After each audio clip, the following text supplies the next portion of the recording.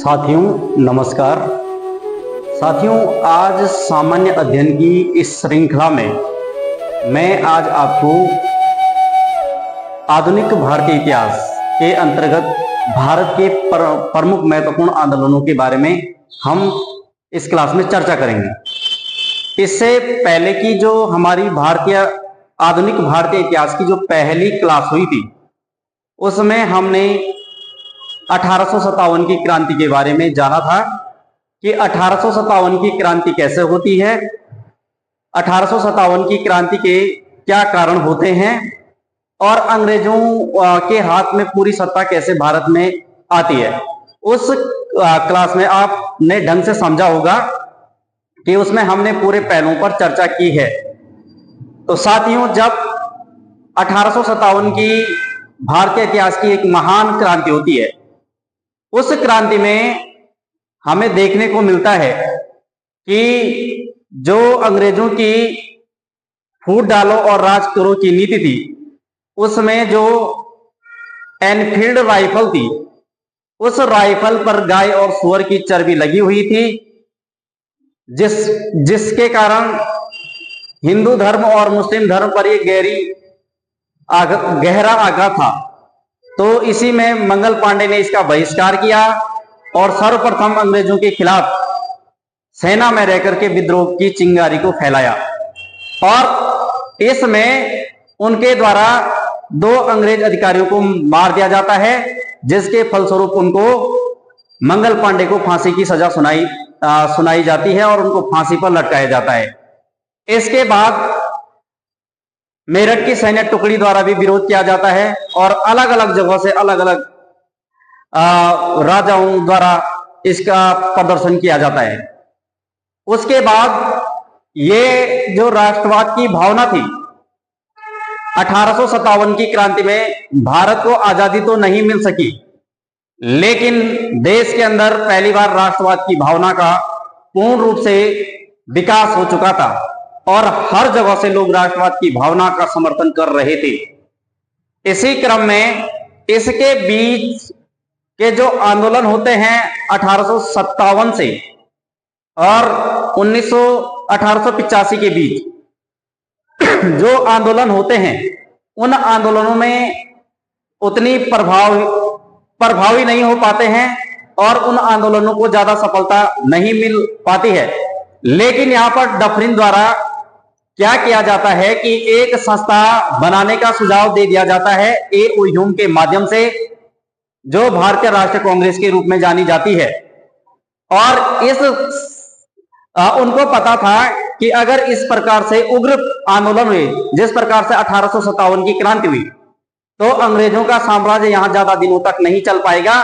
इसके लिए उन्होंने एक संस्था बनाई, जो डफरिन के सुझाव पर यह काम किया जाता है और यह संस्था बनकर यह अंग्रेजों के समक्ष अपनी मांगों को रखेगी। लेकिन धीरे धीरे इस संस्था में यह संगठन आगे बढ़ता है और इसमें बहुत सारे लोग जुड़ते हैं और इस संगठन का उद्देश्य, बहुत से विद्वानों ने कहा कि कांग्रेस अपने पदों की भूखी है, कांग्रेस के लोग पदों के लालची हैं, ये कांग्रेस में सिर्फ इसलिए जा रहे हैं कि ताकि उनको एक बड़ा पद मिल जाए और राष्ट्रवाद की भावना, जो सामाजिक सरोकार के जो मुद्दे जुड़े हुए हैं, देश के जो मुद्दे हैं, उन मुद्दों पर कोई ध्यान नहीं दिया जा रहा है। इससे अलग होकर बाल गंगाधर तिलक ने अपनी एक अलग सोच बनाई और इससे नाखुश हो गए और इस प्रकार से राष्ट्रवाद का जो आंदोलन था वो आगे बढ़ता है और अंग्रेजों द्वारा बहुत सारे ऐसे एक्ट और कानून लाए जाते हैं जो देशवासियों के हित में नहीं होते हैं। और कांग्रेस के अंदर जो पहला दल होता है, नरम दल, जो सिर्फ संधि के माध्यम से, पत्रों के माध्यम से अपनी मांगे मनवाने की कोशिश करता है। लेकिन बाद में कांग्रेस में नरम दल और गरम दल, मतलब कांग्रेस के अंदर विस्फोट हो जाता है और नरम दल के स्थान पर दूसरा दल बन जाता है गरम दल, जो कि अंग्रेजों को कहता है कि ये सामान्य रूप से हमारी जो मांगे हैं उनको नहीं मानेंगे, हम इसके लिए उग्र आंदोलन करेंगे और जब हम उग्र आंदोलन करेंगे तो अंग्रेज डर करके मानेंगे और जल्दी हमारे देश को छोड़ करके चले जाएंगे। तो साथियों, भारत में हुए जो प्रमुख आंदोलन हैं, आज उन आंदोलनों पर हम यहां पर चर्चा करेंगे और उन आंदोलनों को समझने का प्रयास करेंगे, और इस जो कि आगामी परीक्षाओं के लिए आपके लिए बहुत ही महत्वपूर्ण है। तो साथियों, इस क्रम में हम आगे बढ़ते हैं और समझने का प्रयास करते हैं। साथियों, आधुनिक भारतीय इतिहास के अंतर्गत हम पढ़ने जा रहे हैं 1885 से 1947 का जो टाइम पीरियड था, उस पर हम यहां पर चर्चा कर रहे हैं। और इसके अंतर्गत हम यहां पर पढ़ रहे हैं भारतीय राष्ट्रीय आंदोलन। भारत के जो राष्ट्रीय आंदोलन हुए हैं, उनमें से प्रमुख आंदोलन कौन कौन से थे। तो राष्ट्रीय आंदोलनों की इस श्रृंखला को आगे बढ़ाते हैं। तो इसमें सबसे पहले देखते हैं भारतीय राष्ट्रीय कांग्रेस। भारतीय राष्ट्रीय कांग्रेस की स्थापना 28 दिसंबर 1885 को A.O. ह्यूम, जो इसके पहले सचिव होते हैं, A.O. ह्यूम भारतीय राष्ट्रीय कांग्रेस के पहले सचिव होते हैं, इनके मार्गदर्शन में भारतीय राष्ट्रीय कांग्रेस की स्थापना की जाती है। लेकिन इसका पहला जो सम्मेलन होना था वो पुणे में होना था, और पुणे में उस समय प्लेग की बीमारी फैली हुई थी, जिस कारण से यह सम्मेलन बंबई में कराया गया।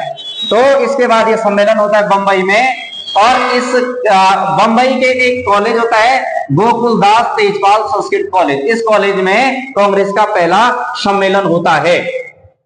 इस कांग्रेस का जो प्रारंभिक नाम था वो नाम था भारतीय राष्ट्रीय संघ।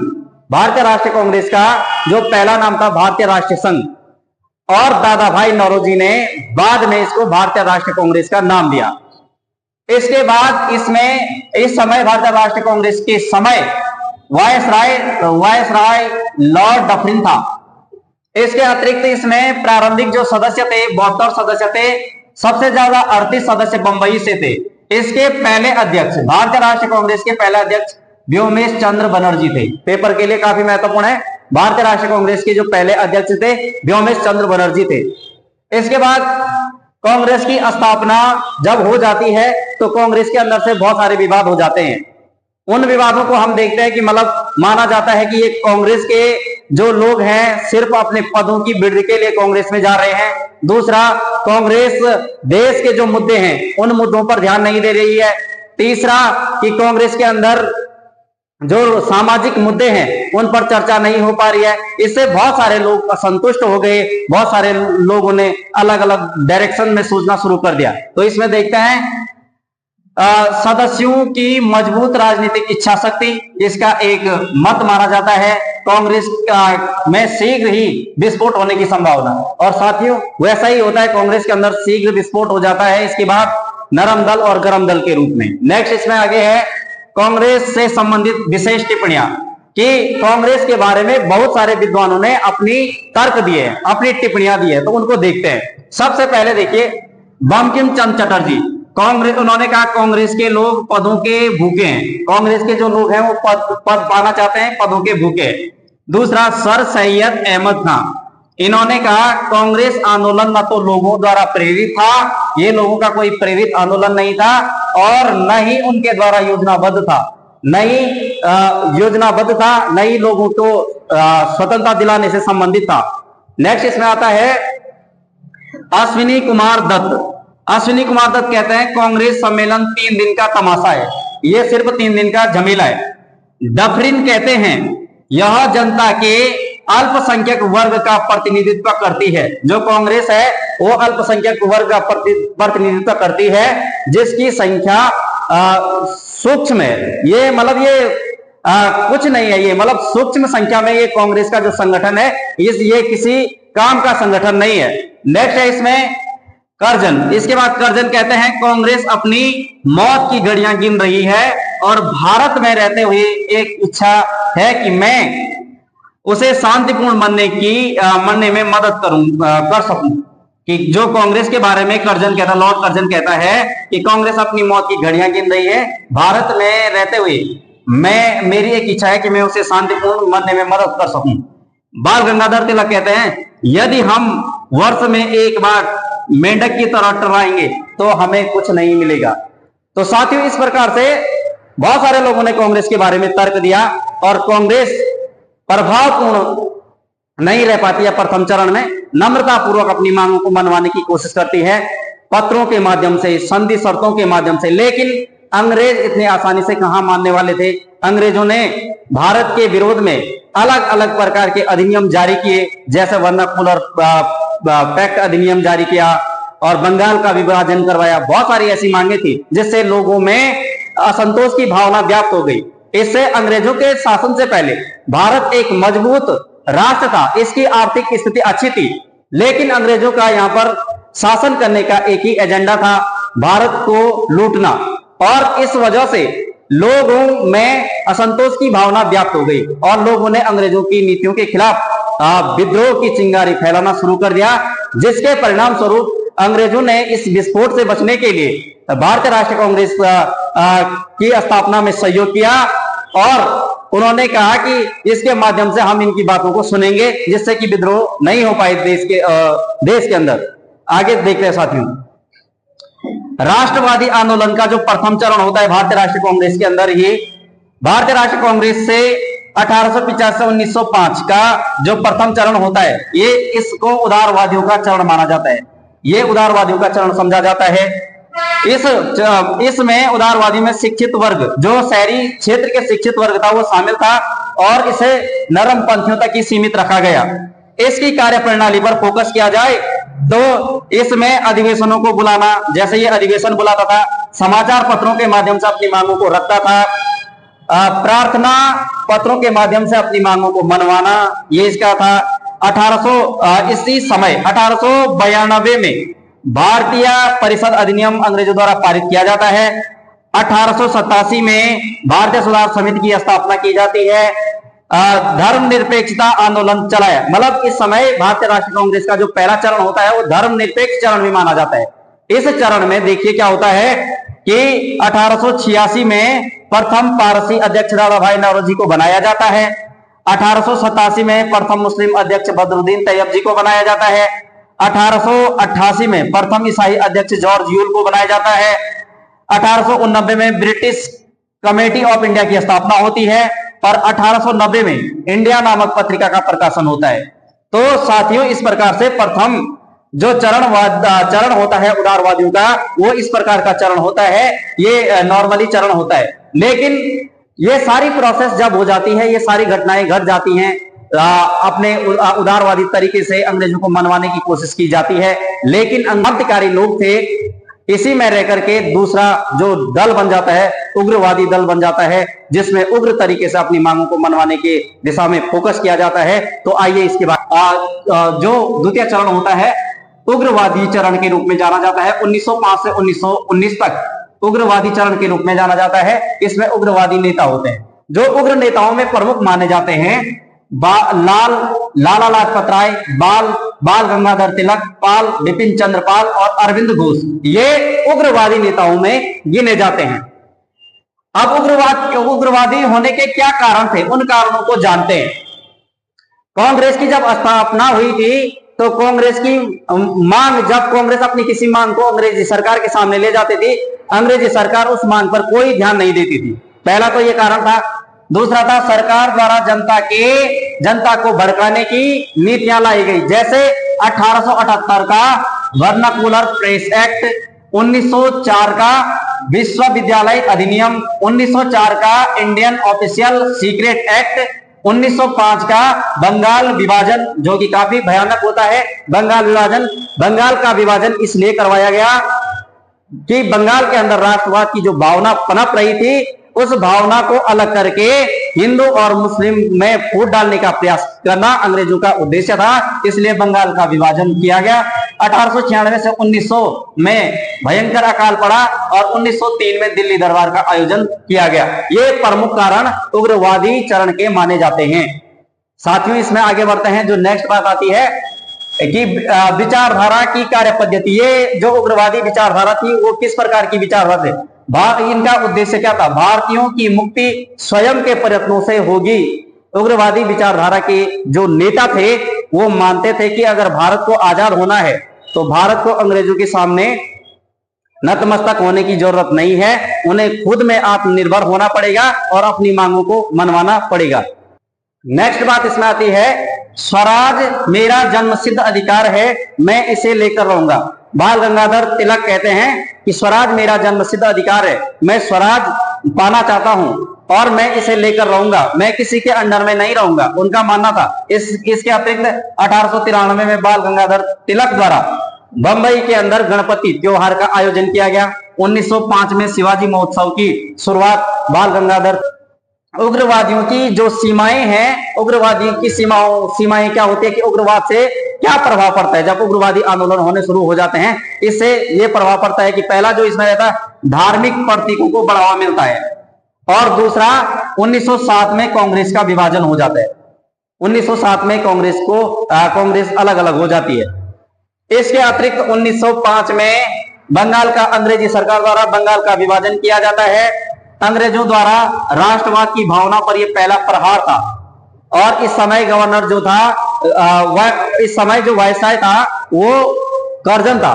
कर्जन द्वारा यहाँ पर राष्ट्रवाद की भावना पर विस्फोट किया जाता है, जिससे कि राष्ट्रवाद की भावना ना पनपे और हिंदू और मुस्लिम करके जो फूट डालो और राज करो की नीति से भारत पर शासन किया जा सके, भारत के शासन को आगे बढ़ाया जा सके। आगे साथ 19 जुलाई से 20 जुलाई 1905 को माना जाता है बंगाल विभाजन की घोषणा हुई, और इस समय जो लेफ्टिनेंट गवर्नर था एंड्रयूज फ्रेजर था।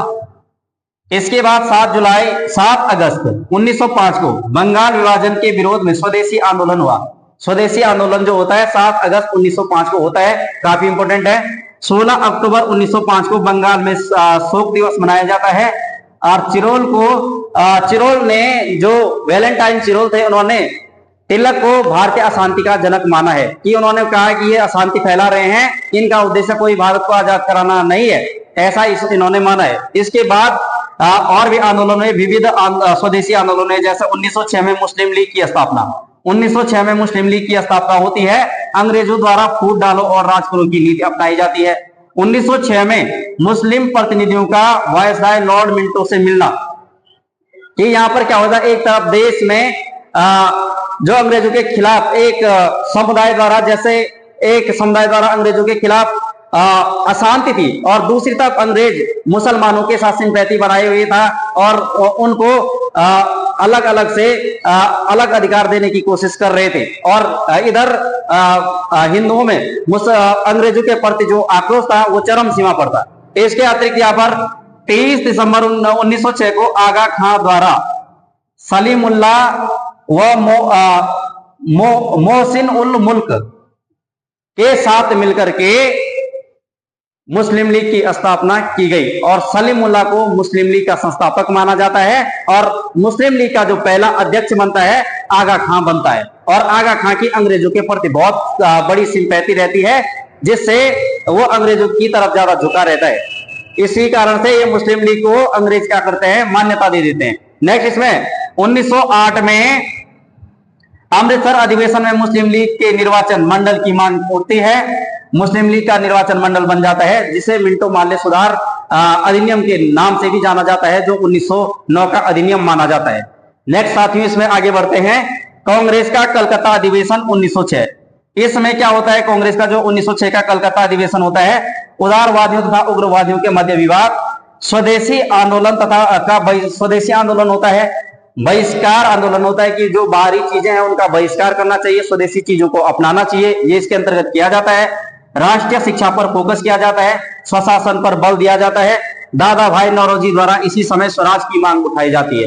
दादा भाई नौरोजी कहते हैं कि हमें अपना स्वराज चाहिए, अपना राज्य किसी भी हालत में चाहिए। इसके बाद नेक्स्ट 1900 सूरत विभाजन 1907 होता है, यह सूरत का विभाजन किया जाता है अंग्रेजों द्वारा 1907 में। इसके बाद दिल्ली दरबार का आयोजन 1911, ये इंपॉर्टेंट है, यहां से परीक्षा के प्रश्न आपको पूछे जाते हैं। दिल्ली दरबार 1911, इसमें होता क्या है देखो, 12 दिसंबर 1911 को जॉर्ज पंचम और यहाँ की महारानी मैरी का स्वागत किया जाता है, और वायसराय इस समय लॉर्ड हार्डिंग रहता है। लॉर्ड इसी टाइम पर जो दिल्ली दरबार का आयोजन होता है, बंगाल विभाजन रद्द कर दिया जाता है और भारत की राजधानी कोलकाता से दिल्ली स्थानांतरित की जाती है। इसी समय जो यहाँ पर वायसराय लॉर्ड हार्डिंग होते हैं, क्रांतिकारियों द्वारा इन पर बम फेंका जाता है और ये इसमें घायल हो जाते हैं और इसमें विपिन चंद्र पॉल, सचिंद्र सान्याल, इनको फांसी की सजा सुनाई, अंग्रेजी सरकार द्वारा फांसी की सजा दी जाती है। इसके बाद नेक्स्ट पॉइंट इसमें बनता है कोलकाता की जगह भारत की राजधानी जो होती है दिल्ली बन जाती है। और इसके बाद आता है नेक्स्ट प्रकरण, भारतीय राष्ट्रीय आंदोलनों के अंतर्गत 1913 का जो गदर पार्टी की स्थापना। गदर पार्टी की स्थापना का मूल कारण यह था कि जो भारत से बाहर रह रहे सिख वर्ग के लोग या जो भी पंजाबी वर्ग के लोग अमेरिका में रह रहे थे या कनाडा में रह रहे थे, वो भारत को बाहर से आजाद कराना चाहते थे। इसीलिए गदर का मतलब होता है क्रांति करना, और यहाँ पर क्रांति करना चाहते थे और गुरिल्ला पद्धति के माध्यम से बाहर से अंग्रेजों पर दबाव बनाने का ये काम कर रही थी जो गदर पार्टी थी।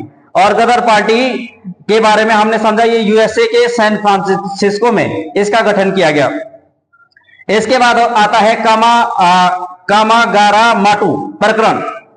ये कामागारा माटू प्रकरण ये था कि इसमें जहाज में कुछ विदेशी लोग और भारतीय लोग थे, वो कनाडा की सीमा पर कनाडा में जाते हैं और कनाडा में वो भारतीयों के प्रवेश पर रोक लगाई जाती है, जिससे काफी उग्र आंदोलन हो जाता है और कनाडा सरकार उन आंदोलनकारियों को भारत भेजती है और जिससे ये आंदोलन उग्र हो जाता है। और इसी आंदोलन में जो ये कनाडा में भारतीयों के प्रवेश से संबंधित आंदोलन होता है, जो भारतीयों को प्रवेश नहीं करवाने दिया जाता, ये आंदोलन होता है। इसके बाद कामागारा माटू प्रकरण के बाद नेक्स्ट आता है होम रूल लीग आंदोलन 1916। होम रूल लीग आंदोलन ये आयरलैंड की तर्ज पर किया गया ये होम रूल लीग आंदोलन था, जिसमें बाल गंगाधर तिलक और एनी बेसेंट द्वारा होम रूल लीग की स्थापना की जाती है। देश की आजादी में ये होम रूल लीग की भी बहुत महत्वपूर्ण भूमिका रहती है और 1923 में जो होम रूल लीग कन्वर्ट हो जाता है स्वराज पार्टी की स्थापना के रूप में। तो साथियों, ये भारत के प्रमुख जो महत्वपूर्ण देश को आजाद कराने के जो आंदोलन हुए हैं, उन आंदोलनों के बारे में हमने आज की क्लास में समझा। और आगे अभी इसमें और भी गांधी जी से जुड़े हुए जो इससे आगे के जो आंदोलन है, उन आंदोलनों पर हम आगे की क्लासों में चर्चा करेंगे। और इस क्लास में हमने समझा कि भारत में कैसे कैसे महत्वपूर्ण आंदोलन हुए हैं और आगे कौन कौन से महत्वपूर्ण आंदोलन होंगे भारत की आजादी तक, तो वो सारे के सारे हम इसमें पढ़ेंगे। यहाँ से साथियों आपकी आगामी परीक्षाओं में बहुत सारे प्रश्न पूछे जाते हैं, तो आप लोगों को अपनी तैयारी को सही ढंग से करना है, मोटिवेशन के साथ करना है और आगामी परीक्षाओं में आपको सफलता हासिल करनी है। इन्हीं शुभकामनाओं के साथ आज की क्लास में इतना ही। तब तक के लिए धन्यवाद। जय हिंद, जय भारत, जय उत्तराखंड।